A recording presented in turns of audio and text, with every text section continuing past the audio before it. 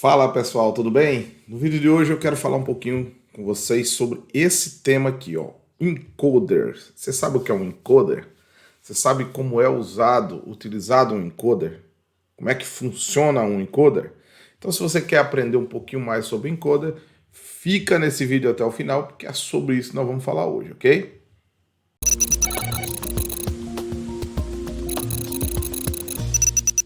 Fala pessoal, tudo bem? Pessoal, sejam todos bem-vindos ao canal Viver de PLC, tá? Eu me chamo Carlos Alberto, eu sou professor de automação aqui do canal Viver de PLC e aqui nós discutimos os obstáculos que impedem você de se tornar um técnico 4.0, o técnico mais valorizado do mercado de trabalho. E por que que eu digo isso? Por que que eu afirmo isso? Porque o técnico 4.0 é aquele que trabalha com a entrega de soluções, novas soluções, melhoria nos processos. Ele é quem trabalha projetando e colocando as ideias em prática. Então, por isso, ele é, sem dúvida, um técnico valorizado no mercado de trabalho. E também por conta de ele estar inserido aí dentro dessa modernidade da automação industrial dos dias atuais que estão voltados aí para a indústria 4.0, tá bom? Bom, gente, no vídeo de hoje eu quero falar com você sobre esse tema aqui, ó, um tema bem interessante, que é os encoders, tá? Vamos falar sobre os encoders e para o que eles são e para que servem, né? Ou seja, qual a aplicação deles. E também mostrar a vocês aí um pouquinho do princípio de funcionamento dos encoders, tá bom?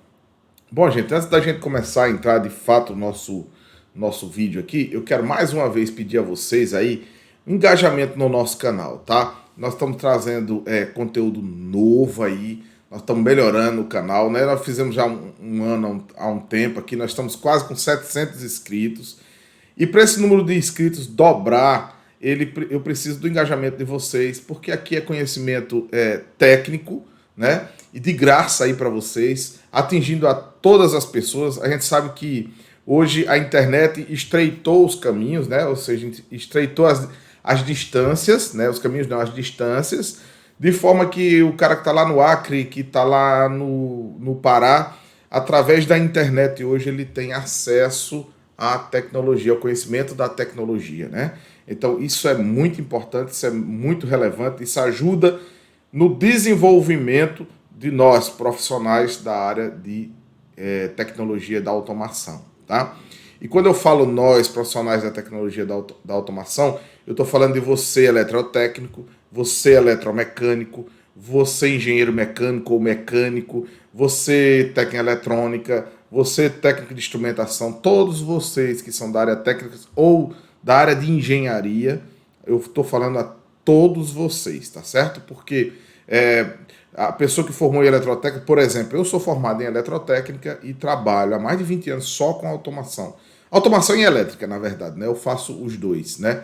Mas assim, a minha especialização é na área de automação, mesmo sendo formado em eletrotécnica. Então, assim, é a automação aí, gente, para todos, tá? E assim, despertando sempre você que é da área elétrica ou da eletromecânica a despertar para essa área, porque aí não é aquele futuro distante, mas é um presente e um futuro próximo, tá? Ou seja, as empresas estão investindo por uma questão de sobrevivência em automação e você não pode ficar de fora. Então, a forma de você participar com esse canal é se inscrevendo, ativando o sininho. Tem vídeo novo toda semana, tá? 2 vídeos novos toda semana e todo dia há recortes de vídeos aí para vocês verem de uma forma muito rápida sobre determinados conteúdos que saem aí, tá bom? Então bora lá, gente, bora pro nosso vídeo de hoje. Hoje eu quero falar sobre esse elemento aqui, que são os encoders, né? Encoders muito utilizados, principalmente, né? Principalmente na área de posição e também de velocidade, né? Então você tem tanto para a área de posição quanto para velocidade. Então eles são geralmente instalados em eixos, né? Onde você pode medir a abertura de um ângulo, o fechamento de um ângulo, uma distância percorrida, a posição de um braço, por exemplo, a posição de um guincho, né? Então, assim, a gente tem várias aplicações aí. a velocidade ou a posição de uma esteira, né? Então, assim, são várias aplicações que hoje usam encoder e usam encoder pelo seguinte motivo. Primeiro, pela sua precisão, né? Ele tem muita precisão e, assim, a sua eficiência, né? Ele tem precisão e é um dispositivo muito eficiente naquilo que ele se propõe a fazer, né? Muitas pessoas não sabem, né? Porque geralmente a gente recebe, às vezes, na indústria recebe alguns equipamentos que eles já vêm um cesto pronto ali, né? Daquele equipamento e todos os instrumentos já vêm ali tudo acoplado, mas na indústria ainda existe muitos dispositivos que precisam ser medidos de forma correta, que ainda usam métodos arcaicos, né? Como chave Camis. Em alguns casos tem que ser a chave Camis, mas às vezes para posição, para uma tomada de decisão, usa-se Camis ainda, que é uma coisa que não se aplica tanto, né? Mas, assim, embora haja o instrumento, a forma da utilização dele dentro do seu projeto é o que vai fazer toda a diferença e vai agregar valor de fato para a utilização dele, tá bom? Deixa eu mudar aqui de tela aqui com vocês, né? Para a gente começar a compartilhar aqui algumas imagens, tá? Sempre me pergunta, professor, aonde se usa o encoder, né? Então eu vou trazer aqui alguns exemplos para a gente poder fixar e poder entender que essa ferramenta, onde ela pode ser usada, esse instrumento, onde ele pode ser usado, né? Bom, um exemplo aí seria as pontes rolantes, né? As pontes rolantes, principalmente nos seus guinchos, né? Que içam as cargas, ali você além de ter que ter o controle de torque, que é torque com velocidade, né? As pontes rolantes de hoje, elas usam inversores de frequência para controle dos seus motores. Agora, nos dedicando aqui inteiramente ao guincho, que é o que pega o peso ali, né? Que levanta a carga, que essa é a parte mais, vamos dizer assim, crucial de uma ponte rolante, né? Não é crucial para a ponte rolante o deslocamento do carrinho, né? O carrinho é essa parte superior aí, é porque meu mouse não mostra aí para vocês. Essa parte superior e a translação na ponte, que é quando a ponte anda 100% assim para um lado ou para o outro. Essa não é a parte crucial. A parte crucial é o içamento e a descida da carga, né? Que é onde você pode ter um potencial acidente, né? Ou seja, na hora de estar içando, a carga, o guincho não conseguir puxar a carga e deixar ela soltar ela e ela cair, machucar as pessoas ou danificar o equipamento ao qual ela está içando. Então, hoje, nas pontes rolantes, o pessoal, nas pontes mais modernas, se usa não mais aquela aceleração rotórica com freio de Foucault. A gente usa agora os inversores de frequência com resistência de frenagem, né? Onde eles conseguem frear a carga ali. E para se ter um controle adequado da velocidade mais o torque, geralmente se coloca um encoder no motor elétrico para garantir. Vamos lá, na hora que eu vou subir na carga que eu coloco velocidade 1, aí o inversor manda aí para velocidade de 40 Hz, por exemplo. Vamos falar de Hz, viu? Vamos falar de frequência. Não vamos falar de RPM não. Mas vamos lá. Se o motor tem 1.800 RPM, aí eu quero que ele vá para 1.100 RPM, por exemplo. Vamos falar de RPM então. Então, na hora que eu mando ir para aquela velocidade, eu preciso garantir um torque, que é um torque para poder segurar a carga, né? Não é só a velocidade, é torque também, né? E quem vai me garantir que o motor, com aquele peso, não está perdendo torque? Aí eu uso um encoder lá no motor, que volta um sinal lá para o inversor de frequência, e aí eu crio uma malha fechada, né? Uma malha de controle fechada, onde eu vou estar precisando ali que eu, além de ter torque para levantar minha carga, eu tenho a velocidade adequada lá no motor. Como é que eu sei? Porque eu estou medindo com o encoder.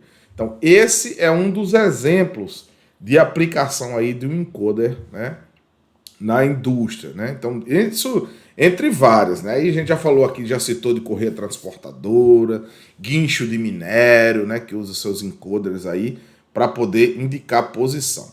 Bom, outro ponto aqui que a gente usa os encoders também são nos robôs, né?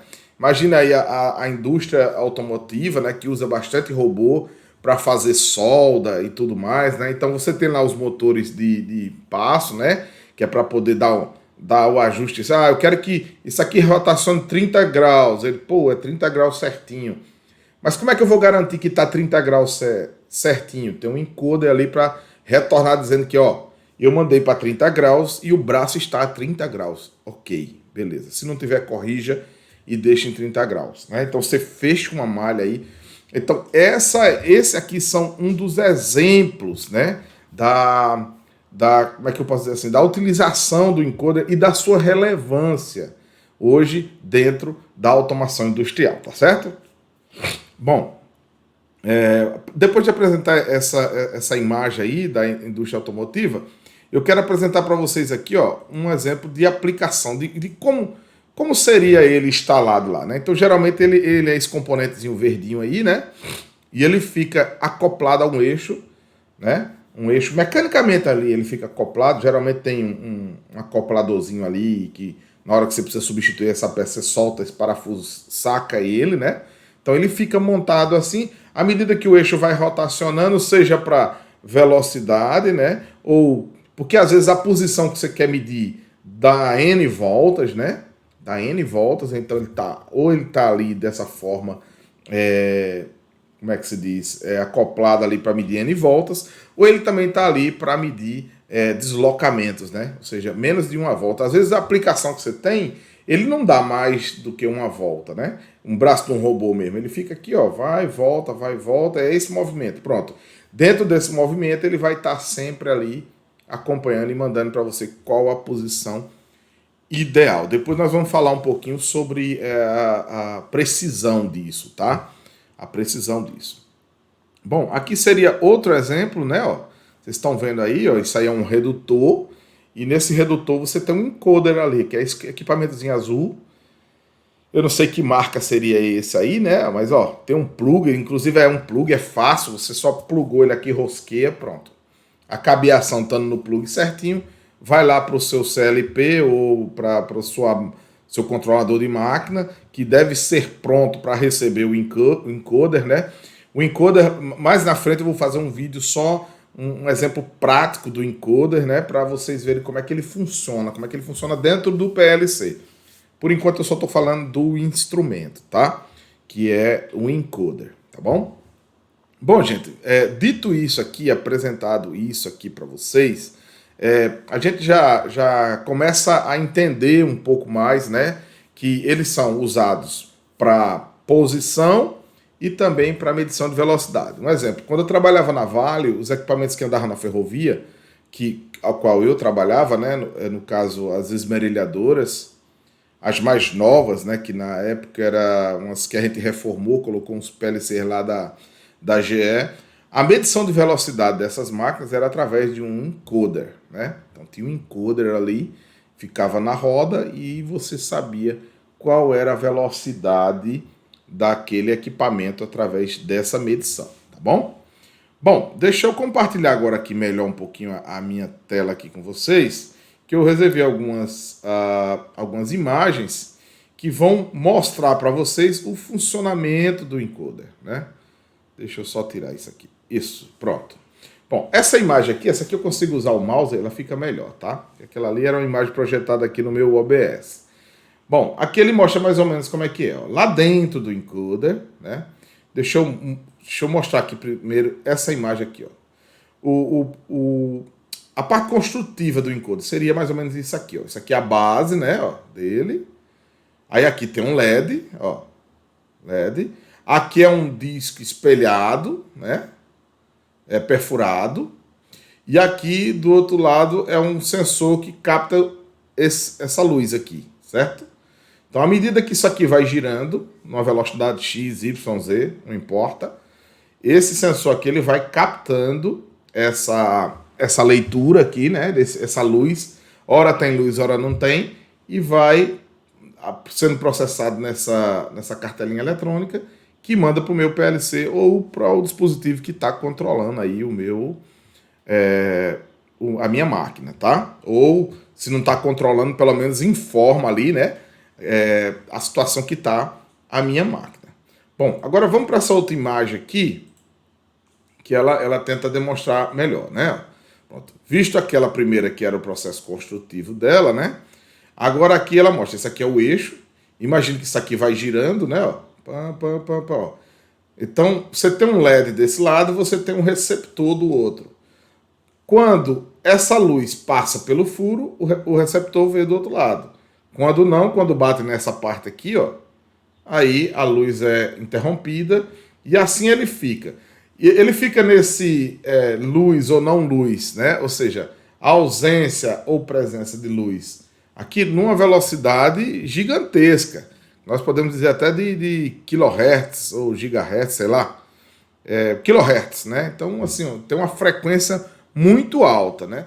E para isso, vocês vão entender lá, quando a gente for falar do PLC, que não é qualquer entrada do PLC que consegue ler, tá? Não é qualquer entrada do PLC que consegue ler esse sinal aqui de uma forma muito tranquila, não, tá? A gente vai ter as entradas que são prontas, ditadas lá no datasheet do fabricante para receber esse tipo de sinal. Então, esteja muito atento quando você for fazer uma aplicação que envolve encoder, tá? Quando você estiver fazendo uma aplicação que envolve encoder, fica sussa, ou seja, fique esperto, porque você pode, de repente, comprar um CLP que não vem pronto para receber esse tipo de entrada de encoder, tá? Que são entradas de contagem rápidas. Ó, a maioria dos fabricantes hoje já disponibiliza, né? Essas entradas, principalmente quando você tem PLCs que são compactos, né? Como eu tenho ali o Express, né? Que ele já vem compacto, ele não permite você colocar novos módulos, né?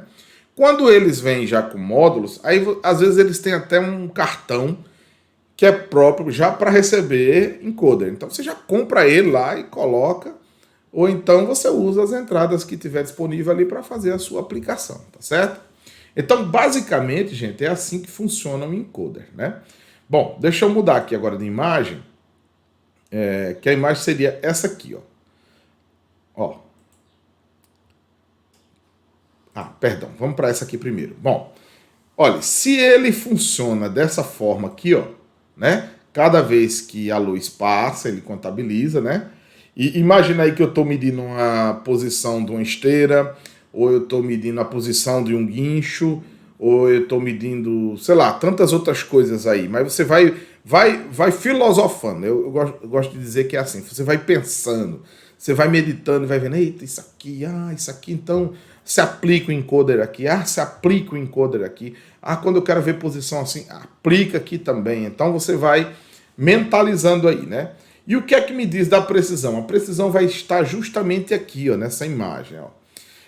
Nesse disco aqui, nesse primeiro disco, veja que ele tem 16 pulsos por volta. O que é que significa isso? Que quando o encoder der uma volta completa, ele vai gerar 16 pulsos para a minha entrada digital lá do PLC, ou do controlador que tiver, tá?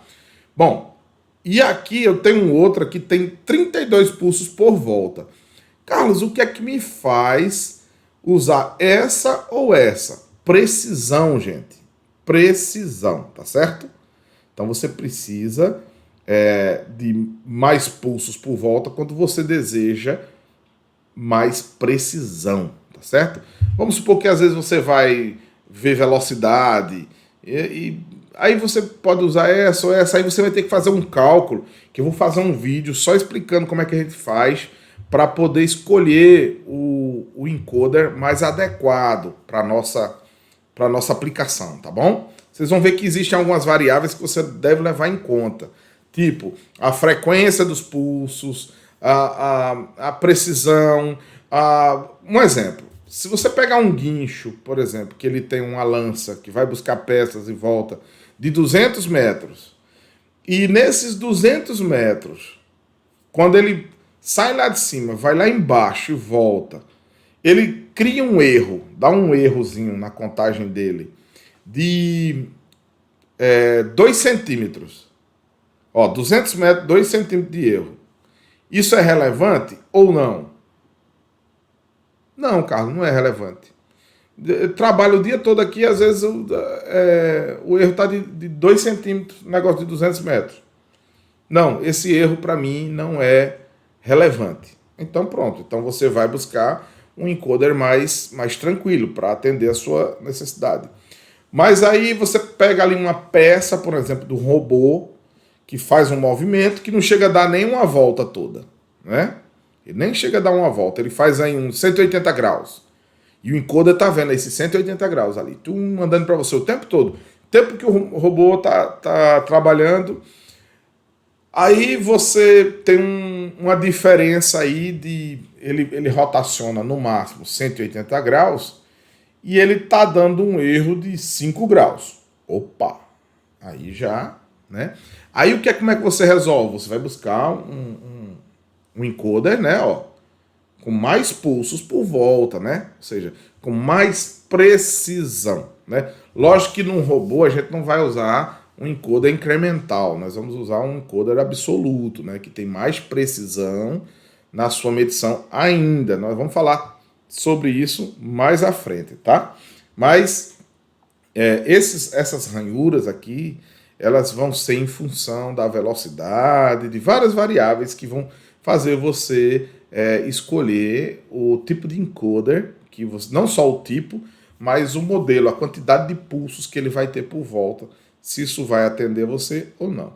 De uma certa forma, ele vai calcular para você, mas nesse cálculo é possível que, se ele for inadequado, ele gere sempre um erro. E se ele gerar um erro, o quanto isso é prejudicial para o seu processo. Então, perceba que eu sempre digo lá no curso Viver de PLC que um técnico 4.0, ele vê os instrumentos, né? Ele para aqui, ele olha os instrumentos, estou exemplificando aqui como se fosse um instrumento, ele analisa e ele pensa como quem vai projetar, como quem vai ver a solução. E a solução, gente, tem que ser a mais adequada, a melhor customizada e a mais adequada para atender a necessidade. E alguns requisitos de quem projeta, eu sempre ressalvo lá no curso, segurança, né, confiabilidade e alta disponibilidade. Então, você tem que ter esses 3 itens aqui para você bombar nos seus projetos e não ter dor de cabeça no futuro, tá bom? Então, basicamente, o que essa imagem mostra é isso aqui, tá? A questão da precisão. Bom, agora nos encoders absolutos ou incrementais, eles funcionam da seguinte forma. Olha só, naquele lá eu só tinha um ladder, né? Mas basicamente os encoders funcionam com 3 ladders, né? Que nós vamos tentar entender aqui, eu vou explicar aqui para vocês como é que funciona cada um desses aqui, tá? Então preste atenção. Bom, aqui nessa imagem você tem aqui o sinal A, B e esse O, que às vezes é chamado de Z ou de I, tá? Então o O, vamos chamar de O. Bom, o sinal A é sempre o principal, tá? O que é o principal? É ele quem gera os pulsos, que vai calcular ou a posição ou a velocidade, tá certo? Posição ou velocidade, dependendo do que o seu projeto que você está calculando, tá bom? Então vamos lá. O sinal A, então, ele é sempre o principal, né? Então ele é quem vai dizer, ó, pulso, chegando pulso, chegando pulso. O contador olha para ele e diz, eu estou contabilizando, a posição é tal, a posição é Y, a posição é X, é Z, é YW, sei lá, alguma coisa assim. Então ele vai variando e ele vai informando através desse sinal de A. O sinal B, ele indica o sentido da rotação. Imagina que tu tá medindo aí, você está medindo a posição de um guincho. Vamos falar de um guincho de novo, né? Que levanta uma peça, vai para cá e bota a peça no outro lugar, tá certo? Então vamos supor, ele saiu da posição 0, foi até a posição 100, andou aqui, depois ele voltou e foi para a posição 0. Então, uma hora ele saiu do 0 para 100 e outra hora ele saiu do 100 para 0. Então, isso tem sentidos de rotação diferentes. E o sinal O, veja que ele passa num rasgo aqui mais acima, que ele é um corretor de erro, tá? Ele é um corretor de erro e também um contador de voltas, né? Então perceba que, ó, ele só tem esse rasgo aqui, ó, no disco todo, ó, só isso aqui. Então, toda vez que ele corta aqui, ó, ele dá uma volta, ele corta aqui, sempre num sentido ou em outro, né? Ele vai estar aqui, ó, contando voltas e zerando. Zerando, ou seja, corrigindo possíveis erros, ou te dando a possibilidade de corrigir possíveis erros, tá certo? Dentro da sua lógica. Lá numa aplicação que eu tinha, deixa eu voltar aqui para essa tela mais aberta aqui, para a gente conversar olhando olho no olho. Quando eu trabalhava lá na Vale, nós tínhamos lá o guincho, que eu acho que nem está funcionando mais nessa mina que eu trabalhava. Ele teve um problema lá, mas era um guincho de minério. E como é que ele funcionava? Ele era duas caçambas, certo? Duas caçambas solidárias ligadas por um cabo de aço, né? Então, enquanto essa estava descarregando, essa daqui estava carregando. E aí subia, essa descia para carregar e essa vinha e pá, descarregava. Aí essa carregava e ficava assim por horas, o dia todo ali, 24 horas por dia, trazendo minério lá de baixo para a superfície para esse minério ser beneficiado. O poço ao qual nós trabalhávamos, ele tinha aproximadamente 500 metros de profundidade, né? Entre 400 e 500 metros de profundidade. Então, assim, é um poço bastante fundo, né? E o guincho trabalhava ali, ele trabalhava numa velocidade de 10 metros por segundo, uma velocidade bem relevante, tá? E lógico que ele vinha desacelerando quando ele ia se aproximando, muito parecido com um elevador. Só que ele trabalhava automático lá sozinho. E ele tinha os encoders lá que iam marcando a posição. Porque ele precisava saber qual era a posição na hora que ele parava para receber o carregamento. E lá em cima ele precisava saber qual era a posição para poder descarregar o minério dentro do silo, né? Então, ele tinha ele tinha limites, que eram fins de curso, que eram com chaves magnéticas e tudo mais. E no meio do poço, numa posição quando as duas caçambinhas se encontravam, ele tinha lá um sensor no meio do poço, que era a posição, como se fosse assim, a posição 0, por exemplo, ou a posição X. Toda vez que o sensor passava por essa posição, ele pegava lá no PLC e corrigia. Tanto que era para corrigir as perdas que haviam ali de posição, né? Ou seja, o cabo que ganhava elasticidade. Só para vocês terem uma ideia, o cabo lá de aço, ele chegava às vezes a dilatar 2 metros, né? E depois, quando passava, ele voltava novamente. Quando a gente botava cabo novo lá nesse guincho, a gente, depois de um certo tempo, tinha que ir lá e cortar ele, e diminuir ele um pouco mais, até ele se ajustar a uma altura adequada, certo? Então, ele servia muito aí, parecido com isso, que era um corretor, tá certo? De posição. Então, ele funciona assim. Então, como é que funciona agora essa questão do sinal de... Isso aqui é o corretor, né? Que conta não só as voltas, mas ele mostra que passou pela posição 0 ali. E como é que funciona agora essa questão do sentido da rotação? Eu separei outra imagem aqui que vai tentar ilustrar para a gente. Ó. Isso aqui é o sentido horário, né? Ó. Então, como os 3 pontos estão indo para o PLC, ele diz o seguinte, ó, quando o A não é o principal, quando o A estiver em 1 e B for para 0, vai informar dizendo que, ó, significa que enquanto o A está em 1, B agora está em 0, eu estou no sentido horário. E quando A for para 1, B vai estar em 1, então eu vou estar no sentido anti-horário. Isso é muito importante para vários tipos de aplicações, tá, gente? Você saber qual o sentido da rotação. Porque hora eu estou contando incrementando, hora eu estou decrementando, né? Lá na minha lógica eu tenho que saber qual a hora de contar e a hora de decrementar. Então eu preciso saber.